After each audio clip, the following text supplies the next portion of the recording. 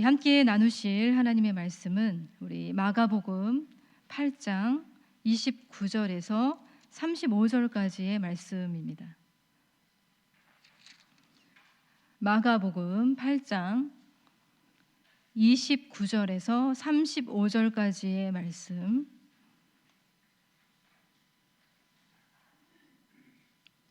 29절부터 35절까지 함께 합독하시겠습니다. 시작. 또 물으시되 너희는 나를 누구라 하느냐? 베드로가 대답하여 이르되 주는 그리스도 신이이다 하매 이에 자기의 일을 아무에게도 말하지 말라 경고하시고 인자가 많은 고난을 받고 장로들과 대제사장들과 서기관들에게 버림받아 죽임을 당하고 사흘 만에 살아나야 할 것을 비로소 그들에게 가르치시되 드러내놓고 이 말씀을 하시니 베드로가 예수를 붙들고 항변하매 예수께서 돌이키사 제자들을 보시며 베드로를 꾸짖어 이르시되 사탄아 내 뒤로 물러가라. 내가 하나님의 일을 생각하지 아니하고 도리어 사람의 일을 생각하는도다 하시고 무리와 제자들을 불러 이르시되 누구든지 나를 따라오려거든 자기를 부인하고 자기 십자가를 지고 나를 따를 것이니라. 누구든지 자기 목숨을 구원하고자 하면 잃을 것이요 누구든지 나와 복음을 위하여 자기 목숨을 잃으면 구원하리라. 아멘. 네, 한 가난한 농부가 있었습니다. 이른 새벽부터 밭에 나가서 열심히 일하고 좀 허기가 돌면 나무 옆에 놓아둔 빵 한 조각을 먹었습니다. 그런데 어느 날 열심히 일하고 이제 허기가 져서 이제 빵을 먹으려고 갔는데 빵이 감쪽같이 사라져 버렸습니다. 그는 맹물로 허기를 달래면서 이렇게 말했어요. 오늘 하루 굶는다고 뭐 죽지는 않겠지. 누구든 그 빵이 필요했으니까 가져갔을 거야. 그 사람이라도 잘 먹었으면 좋겠다. 그렇게 말했어요. 굉장히 선량한 사람인 것 같았습니다. 사실 그 빵을 훔친 건 다름 아닌 악마였습니다. 농부로 하여금 죄를 짓게 하려고, 원망하게 하려고 그렇게 빵을 훔쳤지만 농부는 빵 도둑에게 악담은커녕 오히려 축복을 하고 있었습니다. 그래서 그 악마는 악마 대장에게 혼쭐이 났습니다. 악마 같은 지혜가 너무 부족하다고 혼이 났어요. 그래서 악마는 다른 비책이 필요하다 생각을 했습니다. 그래서 농부의 빵을 훔치는 대신에 반대로 농부의 빵을 늘려주기로 했습니다. 그때부터 농부는 이 땅에 가뭄이 들어도 홍수가 들어도 많은 수확을 거두게 되었어요. 곡식이 남아돌게 되었습니다. 하인으로 변한 이 악마는 그것으로 술을 만들어 보라고 부추겼습니다. 술을 만들라고. 그래서 이 농부가 허기를 달래줄 그 양식이 남아도니까 그것으로 쾌락을 위한 도구로 바꿨어요. 술이 많이 생겼습니다. 농부는 친구들을 불러들여서 먹고 마시기 시작했어요. 그리고 술자리가 마칠 때쯤마다 농부의 모습에는 그 전에 숭고하고 겸손했던 모습보다는 오히려 악마 같은 모습으로 바뀌어 있는 거였습니다. 악마 대장이 그 악마에게 칭찬을 했어요. 도대체 어떤 비책을 썼느냐고 물어봤습니다. 그랬더니 그 악마가 이렇게 말합니다. 제가 한 일이라고는 농부에게 필요한 양보다 더 많은 수확을 하게 해준 것밖에 없습니다. 남아도는 것이 생기니까 하나님이 주신 선물에 대해서 감사하기보다는 오히려 그것을 자신을 위한 쾌락으로 쓰기 시작했고 그때부터 그의 마음속에 묵혀두었던 여우도 돼지도 늑대도 그 속에서 다 뛰쳐나오게 된 것입니다. 그렇게 말했습니다. 러시아의 그 민담에 있는 그 이야기예요. 여러분, 숭고하고 겸손했던 한 인간이 한순간 동물이 되는 데는 시간이 많이 걸리는 것이 아닙니다. 이와 비슷한 이야기가 사실 오늘 본문에도 나와 있어요. 귀신을 꾸짖으시고 열병을 꾸짖으시면서 쫓아내신 우리 예수님이 오늘 본문에 대놓고 사람을 향해서 꾸짖고 계십니다. 그 사람은 다름 아닌 베드로였어요. 심지어 그를 베드로라 하지 않으셨죠? 뭐라고 부르셨나요? 사탄아, 이렇게 말씀하셨어요. 사탄아, 내 뒤로 물러가라. 근데 이 말씀을 이제 헬라어로 자세히 보면 꺼져라예요. 꺼져라. 사탄아, 꺼져라. 순간 그는 사탄이 됩니다. 자, 예수님이 베드로를 사탄이라고 부르셨다는 사실이 너무나도 충격적이에요. 그죠? 그러나 그가 이렇게 불리워지기 전에 주님께 어떤 고백을 했는지 우리는 잘 알고 있습니다. 주는 그리스도이십니다. 심지어 마태복음에는 주는 그리스도시요 살아계신 하나님의 아들이십니다 라고 고백했던 자였어요. 여러분, 이 고백은 예수님 마음에 꼭 드는 그런 대답이었습니다.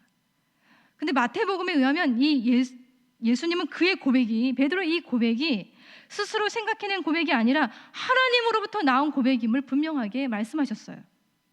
바요나 시몬아, 내가 복이 있도다. 이를 내게 알게 한 이는 혈육이 아니요 하늘에 계신 내 아버지 신이라. 그렇게 말씀하셨어요. 그런데 복이 있다고 말씀하신 이 주님이 베드로를 향해서 사탄아, 내 뒤로 물러가라. 갑자기 사탄이 되는 거예요. 여러분, 방금 전까지만 해도 하나님으로부터 나온 생각이 그를 지배했는데 너무나도 갑작스럽게 그의 생각이 사탄에게 사로잡혀 있습니다. 예수님 말씀하셨어요. 내가 하나님의 일을 생각하지 아니하고 도리어 사람의 일을 생각하는도다. 하나님으로부터 나온 생각으로 지배당했던 그 한 사람이 어떻게 갑자기 이렇게 사탄으로부터 나온 생각으로 지배를 당했을까요? 오늘 이 이야기가 예수님의 어떤 말씀 이후에 발생한 일인지 아는 것이 굉장히 중요합니다. 그래서 31절의 말씀을 우리가 함께 읽어봤으면 좋겠습니다. 31절 함께 시작. 인자가 많은 고난을 받고 장로들과 대제사장들과 서기관들에게 버림받아 죽임을 당하고 사흘 만에 살아나야 할 것을 비로소 그들에게 가르치시되. 아멘. 여러분, 인자가 당할 그 고난과 죽음에 대한 말씀, 그리고 부활에 관한 말씀, 여러분, 제자들은 바로 직감했어요. 이 말씀이 누구를 가리키고 있는지 그들은 직감했습니다. 하나님의 아들로 이 땅에 오신 바로 자신들의 스승이신 예수님이 이제 곧 버림을 당하고 죽임당하고 다시 살아나게 된다는 이 말씀은 너무나도 당혹스러운 말씀이었습니다. 그래서 마가복음 9장 32절에는 이런 표현이 있어요. 제자들은 이 말씀을 깨닫지 못하고 묻기도 두려워하더라. 두려웠어요. 예수님의 이 말씀은 굉장히 당혹스럽고 두려운 말씀이었어요. 그러나 예수님의 이 가르침은 너무나도 결정적이고 중요한 가르침이었죠. 31절 자세히 보시면 마지막 부분에 비로소 그들을 가르치시되 라고 되어 있습니다. 비로소 가르치신 거예요. 이제야 가르치신 거예요. 주님은 참 많은 가르침을 하셨습니다. 하나님의 나라에 대한 이야기, 그리고 종말에 대한 이야기들, 너무 많은 가르침을 주셨지만 그 어떤 가르침보다 가장 중요한 가르침이 바로 이 말씀이었습니다. 이 가르침이었어요. 내가 바로 곧 죽을 것이고 다시 살아날 것이다. 주님은 참 많은 일들을 보여주셨죠. 귀신을 쫓아내시기도 하시고 많은 병자들을 고쳐주셨습니다. 그러나 그 모든 일들보다 가장 중요한 일은 바로 예수님이 죽으시고 다시 살아나시는 바로 그 일이었어요. 바로 이 말씀에 하나님의 본심, 하나님의 일이 담겨져 있는 거예요. 그러나 이 말씀을 하신 예수님을 향해서 베드로가 한 행동이 굉장히 당혹스럽습니다. 32절의 말씀 이렇게 되어 있죠. 드러내놓고 이 말씀을 하시니 베드로가 예수를 붙들고 항변하매라고 되어 있어요. 자, 베드로가 예수를 붙들고 항변하매, 이 세번역에서는 이렇게 표현하고 있어요. 예수를 바짝 잡아당기고 그에게 항의하였다라고 되어 있습니다. 또 다른 번역에서는 이렇게 되어 있습니다. 예수를 자기 곁으로 이끌고 가서 책망하였다. 여러분, 여기서 항의했다, 책망했다라는 이 단어의 쓰임이 참 독특합니다. 예수님이 귀신을 꾸짖으셨을 때 쓰였던 그 단어예요. 여러분, 베드로가 먼저 예수님을 꾸짖고 있는 겁니다. 그의 행동이 얼마나 무례하고 과도한 행동인지 여러분 아시겠습니까? 그 예수님을 하나님의 아들이라고, 그리스도라고 그가 고백했습니다. 그런데 그 예수님을 마치 아이를 다루듯이 꾸짖고 있어요. 왜 그랬을까요? 그 순간에 베드로는 미쳤나요? 아마도 그의 본심이 튀어나온 행동이었을 것입니다. 영광의 주님은 너무나도 괜찮은데 고난의 주님은 너무 불편한 거예요. 영광의 주님 곁에 자신들이 그 자리를 차지하고 있는 것은 어느 정도 계산에 들어맞는데, 고난의 주님 곁에 머무는 것은 예측 밖의 일이었던 거예요. 결국 그의 행동은 자신의 아주 그 썩은 그 본심에서, 그 본성에서, 이 죄성에서 나온 행동이었던 것이죠. 나를 위해서는 예수님 그러시면 안 됩니다. 그런 일이 있지 않도록 하셔야 합니다. 내가 그것을 허락하지 않겠습니다. 내가 가만두지 않겠습니다. 그렇게 예수님을 꾸짖고 있는 겁니다. 여러분, 베드로의 이러한 모습이 여러분 낯설고 좀 어색하게 느껴지나요? 하지만 여기 이 베드로의 모습에 사실은 우리의 모습도 있습니다. 여러분, 우리가 아무리 훌륭한 믿음을 가졌었고 또 교회를 위해서, 하나님의 나라를 위해서 헌신하고 봉사를 했었어도 우리도 순간적으로 사탄의 생각에 사로잡혀서 주님의 멱살을 잡고 하나님의 길을 가로막을 수 있어요. 오랫동안 교회를 다녔고 대단한 신앙의 모범을 보였어도 하나님의 일을 가장 방해하고 어렵게 하는 그 당사자가 바로 우리 자신이 될 수 있다는 거예요. 나에게는 아니다. 나는 절대 그러지 않겠다. 혹시 그렇게 장담하실 수 있는 분이 계신가요? 사실 베드로도 굉장히 장담했던 사람이었습니다. 그가 예수님의 그 죽으심에 대한 이야기를 듣기 전에 마태복음 14장 31절에 이렇게 말했어요. 내가 주와 함께 죽을지언정 주를 부인하지 않겠나이다. 이렇게 말했습니다. 하지만 그는 이 말을 하고 나서 3번이나 예수님을 모른다고 또 저주하며 부인했죠. 여러분, 이와 같은 베드로의 모습은 우리에게서도 너무나도 자주 나타나는 모습이에요. 사실 몇 년 전에 굉장히 충격적인 보도가 있었습니다. 신학계에서 굉장히 유명했던 기독교 변증 신학자, 제가 가끔 설교 시간에도 언급했던 신학자였는데요. 그분이 이제 돌아가시고 나서 굉장히 그의 죽음을 많은 사람들이 애도했는데 발칵 뒤집힌 사건들이 속속 이렇게 나왔습니다. 굉장히 오랜 시간 동안 성추행했던 추악한 진실이 폭로가 되었어요. 그런 이야기들을 우리가 자주 접하게 되죠. 그러나 그들만 그런 것이 아닙니다. 하나님으로부터 오는 생각으로 가득했던 한 사람이 얼마나 빨리 순간적으로 사탄으로부터 나온 생각으로 사로잡히는지 우리는 그것을 주목하면서 우리 자신을 돌아볼 필요가 있어요. 배역과 반역의 이 사건은 굉장히 순간적이고 치명적이기도 하고 그것이 우리 일상에도 얼마나 묻어 있는지를 우리 자신을 들여다보면서 성찰해야 합니다. 과거에 우리가 어떤 신앙, 어떤 교제를 경험했고 어떤 은혜를 경험했는지가 중요하지가 않습니다. 바로 지금이 중요한 거예요. 바로 지금 나의 믿음이 어떠한지가 중요한 거죠. 과거에 얼마나 우리가 뜨겁게 기도했고 얼마나 은혜가 넘쳤는지가 중요한 것이 아닙니다. 지금 기도하는 것이 중요해요. 지금 은혜를 경험하는 것이 중요합니다. 바로 지금 이 순간 하나님으로부터 오는 생각으로 계속해서 다스림을 받고 있는 것이 중요합니다. 바로 지금 성령으로 다스림 받지 않으면 우리는 금방 사탄으로부터 나오는 생각으로 사로잡힐 수도 있어요. 그래서 예수가 나의 주님이시고 나의 그리스도이시고 하나님의 아들이십니다라는 이 고백은요, 한순간 한 번으로만 끝나는 것이 아니라 계속해서 고백되어져야 할 고백입니다. 예수님이 누구신가라는 질문에 대한 대답으로 멈춰서는 안 돼요. 더 앞으로 나아가야 합니다. 그리스도인이 된다는 것은 무엇인가? 하나님의 자녀로 산다는 것은 무엇인가? 기도자가 된다는 것은 무엇인가라는 그 질문에 대해서 우리는 매일마다 우리의 삶의 고백으로 하나님 앞에 올려드려야 할 것입니다. 고백은 계속 고백되어야 하고 행동은 계속 행동되어야 합니다. 그런데 여기서 우리는 고민해 봐야 할 것입니다. 하나님의 일 그리고 사람의 일, 분명히 예수님 말씀하셨어요.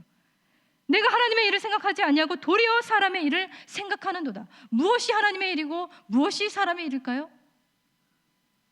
자, 예수님은 제자들에게 분명하게 말씀하셨어요. 요한복음 6장 29절의 말씀이에요. 예수께서 대답하여 이르시되 하나님께서 보내신 일을 믿는 것이 하나님의 일이니라. 너무 단순해요. 한번 따라해 보시겠습니까? 하나님께서 보내신 일을 믿는 것이 하나님의 일입니다.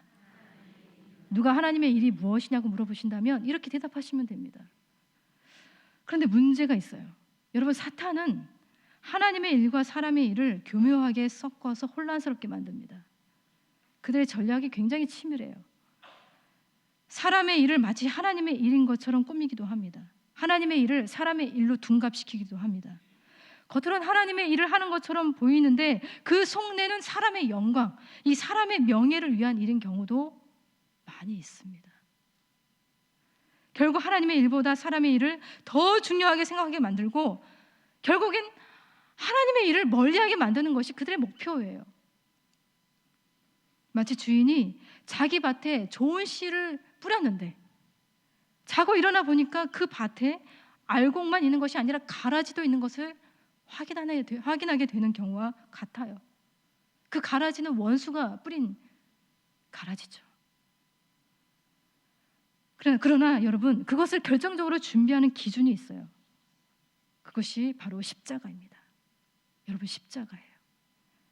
여러분, 모든 마귀적인 것들은, 모든 사탄적인 것들은 고난과 죽음을 상징하는 십자가를 싫어해요. 십자가를 피합니다. 십자가가 없는 영광에 사로잡히게 하는 것이 바로 마귀의 목적이에요.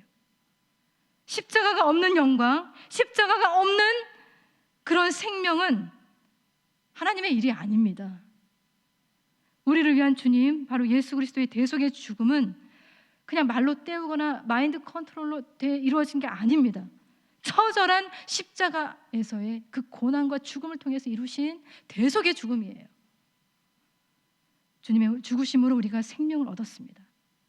그래서 우리 예수님의 그 고난과 죽음을 우리는 하나님의 일로 그대로 받아들여야 합니다. 요한복음 6장 39절에 이런 말씀을 하셨어요. 나를 보내신 이의 뜻은 내게 주신 자 중에 내가 하나도 잃어버리지 아니하고 마지막 날에 다시 살리는 이것이니라. 사람을 살리는 것이 하나님의 일이에요. 예수님의 일이에요. 사람을 사람답게 사는 세상으로 만드는 것이 하나님의 일입니다. 하나님의 사람으로 온전한 하나님의 형상으로 살도록 하시기 위해 치르신 십자가의 그 일을 바로 하나님의 일입니다. 그 일은 하나님 자신을 위한 일이 아니라 바로 우리를 위한 일이라는 것을 우리는 깨달아야 할 것입니다. 여러분, 사람의 일에 취해서 하나님의 일에 무지한 우리가 되기보다는 사람의 일에 조금 무지해도 하나님의 일에 취하는 우리가 되었으면 좋겠습니다. 우리의 기도도 마찬가지예요. 계속 돌아보아야 할 것입니다. 우리는 하나님의 일을 사람의 일로 교모히 만들어버리는 탁월한 재주꾼입니다. 우리의 기도가 우리가 누리는 안정과 특권이 깨지지 않도록 견고하게 유지하기 위해서 기도한다면 그 기도는 하나님의 일을 위한 기도가 아니라 세상의 일을 위한 기도가 되고 말 것입니다. 하나님을 우리의 삶의 수준으로 축소하고 그분을 안락한 생활의 관리자로 만드는 그런 기도도 마찬가지일 겁니다. 그러한 기도, 복음에서 마음에 드는 부분을 챙기고 나머지는 버리는 그런 모습은 하나님의 사랑을 배반하는 기도일 것입니다. 우리의 기도가 하나님의 일을 위해서 기도하는 것인지 사람의 일을 위해서 기도하는 것인지를 돌아보았으면 좋겠습니다. 그래서 우리가 항상 선택해야 될 이 삶의 그릇은 바로 예수님 말씀하신 34절과 35절의 말씀일 것입니다. 우리 함께 읽어보겠습니다. 시작. 무리와 제자들을 불러 이르시되 누구든지 나를 따라오려거든 자기를 부인하고 자기 십자가를 지고 나를 따를 것이니라. 누구든지 자기 목숨을 구원하고자 하면 잃을 것이요 누구든지 나와 복음을 위하여 자기 목숨을 잃으면 구원하리라. 아멘. 네, 제대로 죽어야 제대로 살 수 있다 말씀하셨습니다. 주님과 함께 죽고 주님과 함께 사는 것, 그것은 매일 일상 속에서 반복되어야 되는 우리의 삶의 실천이라는 사실을 기억하면서 우리 이 시간에 주님 안에서 살 길을 찾을 수 있고 주님과 함께 죽고 주님과 함께 살 길을 찾을 수 있는 그러한 기도자, 그리고 하나님의 일을 구하는 기도자로 나아갔으면 좋겠습니다. 우리 이 시간에 함께 기도하겠습니다. 우리 이 시간에 이렇게 기도했으면 좋겠습니다. 우리 모든 기도자들이 바로 내가 하나님의 나라에 헌신된 기도자들이 되게 하여 주시옵소서. 하나님의 일에 헌신된 기도자가 되게 하여 주시옵소서. 주님과 함께 죽고 주님과 함께 사는 결단이 매일 새롭게 일어날 수 있도록 하여 주시옵소서. 바로 지금 이 순간에도 우리의 믿음이, 우리의 섬김이, 우리의 순종이 일어나게 하여 주시옵시고, 바로 지금 이 순간에 기도의 역사가 일어나게 하여 주시옵소서. 바로 지금도 하나님의 일을 꿈꾸게 하여 주시고 우리를 통해 하나님의 나라를 이루시길 원하시는 하나님의 뜻에 우리 자신을 기꺼이 내어드릴 수 있도록 인도하여 주시옵소서. 바로 지금부터 시작되는 이 수요 중보기도회가 하나님의 일을 생각하고 하나님의 일을 꿈꾸고 하나님의 역사를 나타내는 기도회가 될 수 있도록 주님 인도하여 주시옵소서. 이 시간에 간절히 이 기도의 제목 붙들고 기도하도록 하겠습니다. 기도하겠습니다.